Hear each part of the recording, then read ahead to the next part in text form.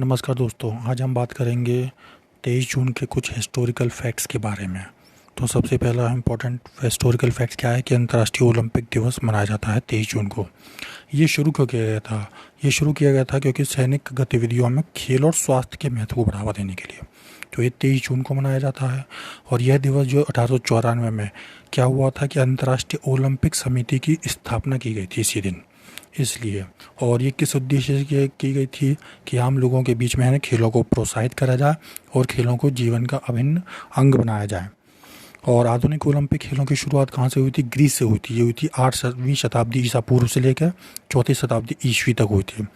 और यह ग्रीस के ओलंपिया में जीउस इनके एक देवता हैं, सर्वोच्च देवता ग्रीक धर्म में, उनके सम्मान में आयोजित किया जाता था। लेकिन 1894 में इसको ओलंपिक खेलों को किसने शुरुआत की? तो वो थे बैरोन पियरे दी कोबर्टिन ने इनकी शुरुआत करी थी और ओलंपिक खेलों की नींव कर रखी थी। ये एक कैसी संस्था है? ये एक नॉन प्रॉफिट संस्था है जो खेल के माध्यम से एक बेहतर विश्व के निर्माण के लिए प्रतिबद्ध है। और ये सुनिश्चित भी करती है कि सभी संबद्ध सदस्य संगठनों का समर्थन करें और आगे बढ़ें। अंतर्राष्ट्रीय ओलंपिक दिवस के आयोजन का विचार कब आया था? यह आया था 1947 में, और 1948 में इसको विचार को स्वीकृति मिल गई। अगला देखते हैं। तो संयुक्त राष्ट्र लोक सेवा दिवस भी 23 जून को ही मनाया जाता है। ये क्यों मनाया जाता है? क्योंकि लोक सेवाओं के प्रति सम्मान और कृतज्ञता के प्रतीक के रूप में मनाया जाता है, ताकि उनको सम्मान दिया जा सके। यह दिवस लोक सेवकों के कार्य को भी मान्यता देता है और उनके योगदान को सराहता भी है, और युवाओं को जो सार्वजनिक क्षेत्र के करियर बनाने के लिए भी प्रेरित करता है। 20 दिसंबर 2002 को 23 जून को जो संयुक्त राष्ट्र लोक सेवा दिवस के रूप में महासभा ने घोषित कर दिया था।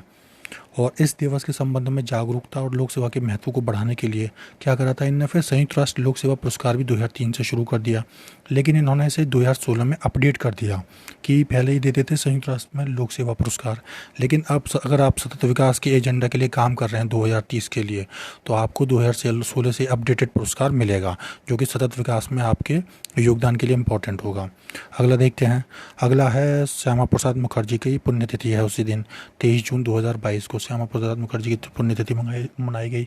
और इनका जन्म हुआ था 6 जुलाई 1901 को तत्कालीन कलकत्ता के एक संभ्रांत परिवार में हुआ था।